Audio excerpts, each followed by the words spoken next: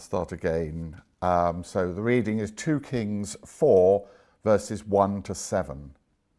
Now the wife of one of the sons of the prophets cried to Elisha, "Your servant, my husband, is dead, and you know that your servant feared the Lord. But the creditor has come to take my 2 children to be his slaves." And Elisha said to her, "What shall I do for you? Tell me, what have you in the house?" And she said, "Your servant has nothing in the house except a jar of oil." Then he said, "Go outside, borrow vessels from all your neighbours, empty vessels and not too few. Then go in and shut the door behind yourself and your sons and pour into all these vessels. And when one is full, set it aside." So she went from him and shut the door behind herself and her sons. And as she poured, they brought the vessels to her. When the vessels were full, she said to her son, "Bring me another vessel." And he said to her, "There is not another." Then the oil stopped flowing. She came and told the man of God, and he said, "Go, sell the oil and pay your debts, and you and your sons can live on the rest." May the Lord add his blessing to the reading of his word.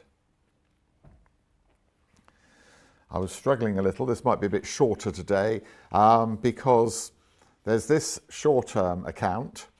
Then we have a much longer account of another story in the chapter, and then another short one at the end. And I was trying to work out how far can you go in just the time that we have. So I thought we'd just look at this one incident, this one miracle that Elisha has done. And the story is about a widow who is at the end of her tether. She's trapped and doesn't know what to do.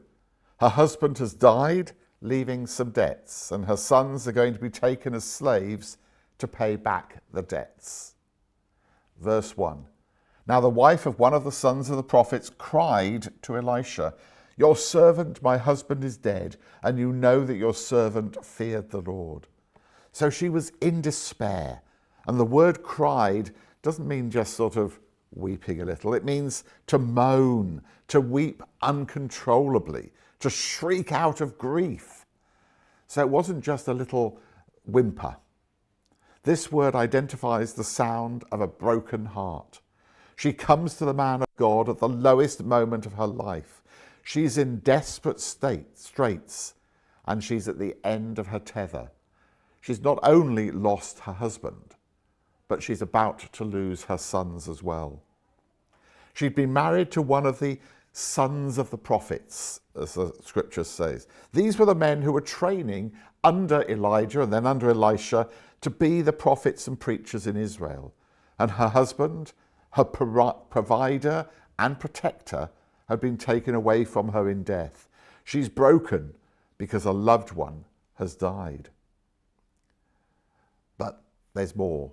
Verse 1b, "But the creditor has come to take my 2 children to be his slaves." There was this other problem.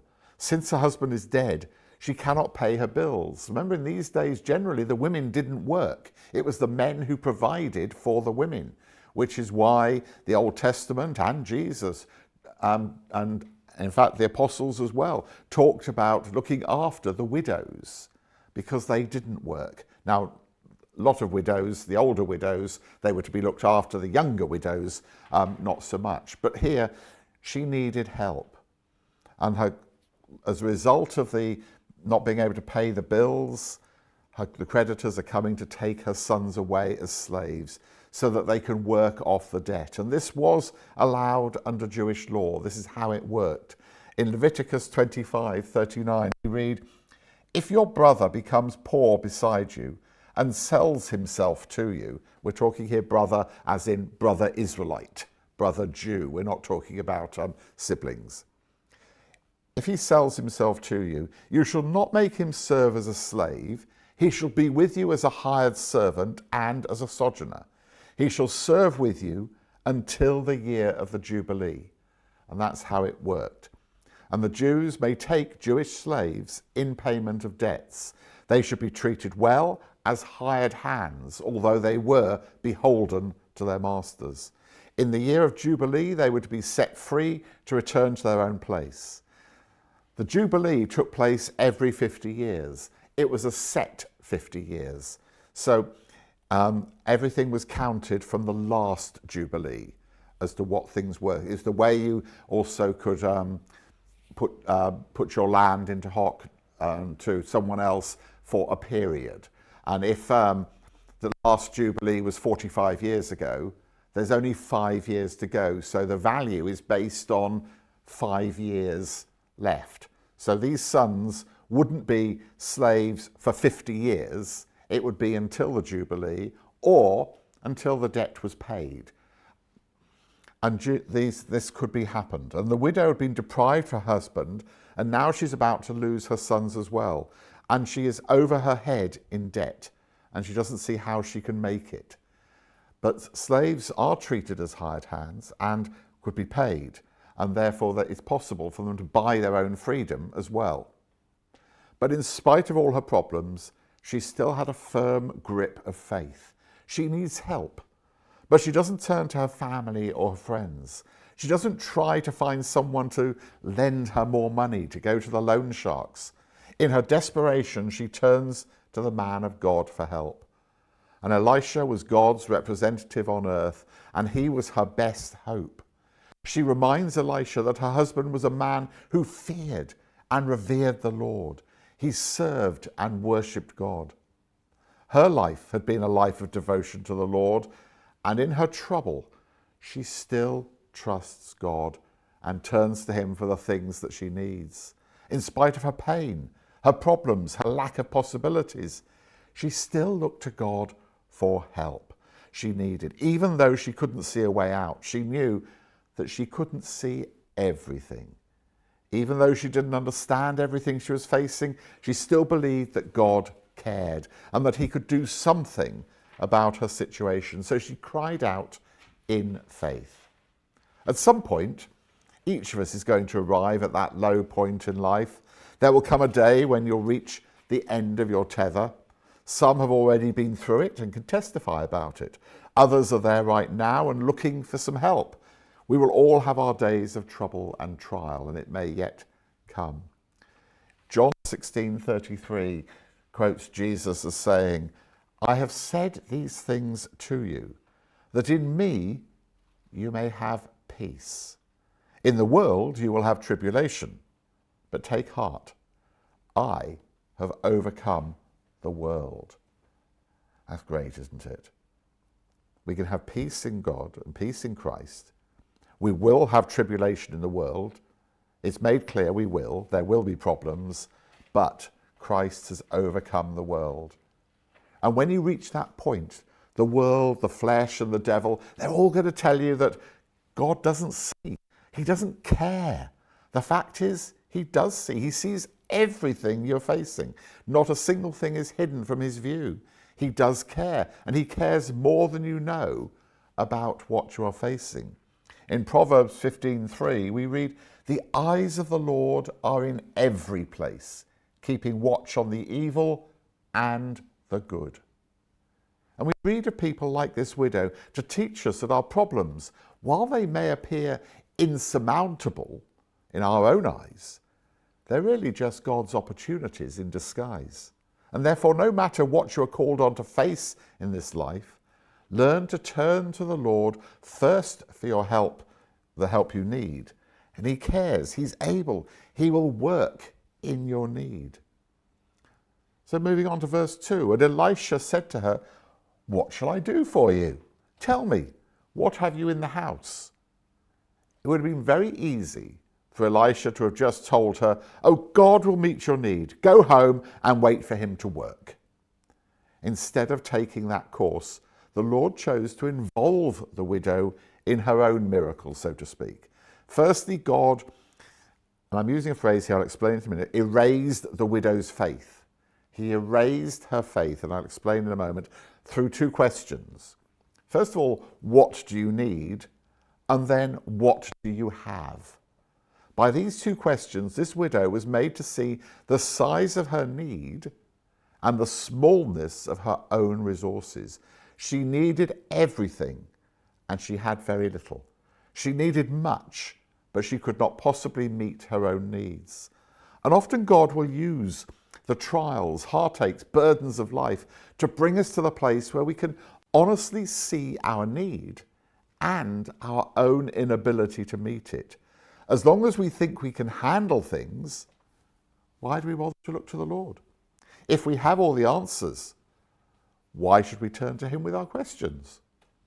When we stop and realize that we need more than we will ever be able to supply by ourselves, we see how God erases our faith. That's not erasing faith in him. That's erasing our faith in ourselves. And realize, I can't do it. I need the Lord to work. And as long as we think we can, he won't. So after God erased her faith in herself and her own abilities, he began the process of expanding her faith in the power of the Lord to meet her need. So he raised her faith in herself, but expanded her faith in God. Elisha's second question, asking what she had in the house, was designed to teach this widow that it may not have looked like she had much, but she would see that what God had given her was the very thing he would use to meet her need. In the second part of verse 2, she said, "Your servant has nothing in the house except a jar of oil." All she had was a jar of oil, and the word means a flask. The oil was probably a small amount of anointing oil used by the prophets to anoint the men of God. Remember, her husband was a prophet. So this was an oil, and when we talk about a flask, we're not talking about a big thing. We're talking probably something like a perfume bottle. We're not talking about gallons of the stuff. A small amount, but very valuable, very expensive. And this little flask of oil had probably sat in the house unused since her husband died. And this little, insignificant flask of oil would be the answer to her prayers. We look at our problems and they look so large. We look at our possessions and they seem so small. Yet we always fail to factor God into the question. He often places us in situations where our faith in him must be expanded. So verse 3, Elisha says, "Go outside, borrow vessels from all your neighbours, empty vessels, and not too few." So she's told to go to all her neighbours and borrow all the empty jars that she can get her hands on. I wonder what she told them. Well, how do you explain it? Because they probably knew her situation. But I want to borrow jars. I need empty jars, lots of them. Can I borrow as many as you've got and then go to the next neighbour? As many as I've got. Would she tell them what Elisha told me to get them? I haven't a clue what's going to happen. But perhaps this was actually to be a witness to her neighbours of what good God will do for her, because they will find out. They will know afterwards. She was told not to borrow just a few. You know, not just go next door and see what they've got. Oh, one or two, that'll be fine. To go to lots of neighbours and borrow a lot. She wasn't given a number to collect, nor was she told how many neighbours to ask. And the implication was that the more she borrowed, the more God was going to give to her. So the more her faith, no, I need more, bring in more. She was having to act in faith. She was told to bring as many jars, really, as she had faith in God, that God would fill. And the limitation was not in the supply of oil, but the limitation was going to be in the lack of jars to be filled. And they had to be empty jars. They were no good if there was anything in them. If there was something in any of them, God could not have filled it. And sometimes our faith is so small we limit God by not doing everything God tells us to do. You know, perhaps some of her neighbours said, "Oh, you know, I haven't got any empty jars, but you could have some jam. You can have some cooking oil. You can have some whatever." But no, they had to be there. We tend to limit. We don't do what we had to do. So how many houses would you have to visit to borrow jars? Would you have been grateful if a neighbour gave you a jar with something in it to help you? Or would you have turned that one down because you've been told to get empty jars? And then Elisha went on in verse 4, then go into your house, shut the door behind yourself and your sons, and pour into all these vessels. And when one is full, set it aside. This woman had faith in Elisha's command. She had all these jars that her sons had helped her get, and a small flask of oil, but she obeyed the Lord. She borrowed the jars. She and her son shut themselves in the house, trusted God to do what he had promised. And it must have been quite a scene in that house. The small jar of oil, loads of empty jars. How was God going to help her? Verse 5, so she went from Elisha and shut the door behind herself and her sons. And as they poured, they brought the vessels to her.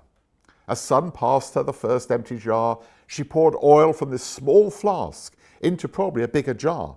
And when it was full, she said, oh, can I have another? And another, and another, until all the empty jars were filled. Only then did the little flask of oil stop pouring. Verse 6 tells us, when the vessels were full, she said to her son, bring me another one. And he said, there isn't another. Then the oil stopped flowing. In the privacy of their own home, a mother and her sons had learnt a valuable lesson. They learnt that God is all-powerful and able to meet every need. The neighbours would soon hear what God had done. It was a public miracle, but that was done in the privacy of their hearts. And when the Lord shuts us up in a place of total dependence, his people will see him come through for them time after time. Compare the example of Elijah. He was stuck on Mount Carmel, had all these 400 or 750 prophets who were dancing and prancing around, and he was on his own and he called down fire from heaven. Think of Daniel in the lion's den. He certainly had to trust God when he was put into the lion's den, but he prayed and the lions didn't touch him all night. Shadrach, Meshach and Abednego, they certainly had to depend on God when they were thrown into a fiery furnace. But they weren't even singed when they came out. The only thing missing when they came out was that their bonds. The widow of Zarephath's flour and oil, we read earlier with Elijah, that it kept going until the end of the drought.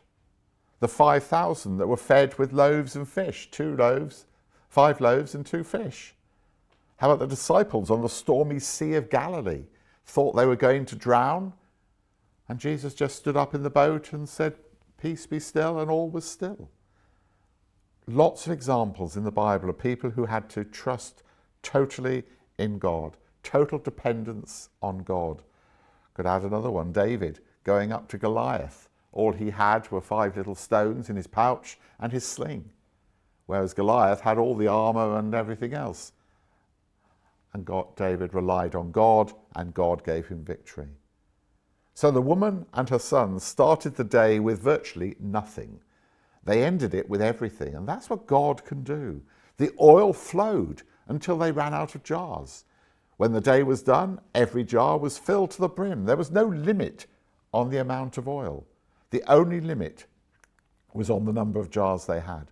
And God's provision knew no limits in the widow's case, and it knows no limits in your case. God's able to meet every need, move every mountain, solve every problem, and his provision is limited by nothing but our faith. God stands ready to give all that you make room for in your life, so no more and no less. Verse 7, she came and told the man of God, and he said, he wasn't surprised, he said, go, sell the oil, pay your debts, and you and your sons can live on the rest. So when the day was done, there was enough oil in those borrowed jars to settle her debts. That's what she'd asked for, to save her sons from going into slavery. They could go out and work and earn, but she didn't want them as slaves. But God met her desires, and he supplied her dependence as well. God's supply was far more than sufficient, not just what she was asking for, but also that they could live on the rest. And this is the kind of ability our Father possesses. He's able to do more than you can imagine if you give him the opportunity. Get the jars to him and watch him fill them all. So are you at the end of your tether today? Remember, God cares for you. Bring your jars. Let him amaze you with what he can do with your situation. So I hope that we've been able to perhaps all learn something from this woman and her faith, but also how God used something she had already, expanded it, and went beyond what she had asked for because she had that faith to do it. And do we have that faith? We need to trust in him even when things seem to be impossible. We'll carry on with the chapter next time as we look at the Shunammite woman and her son. So that's Elisha and the widow's oil, or the jar of oil as I called it.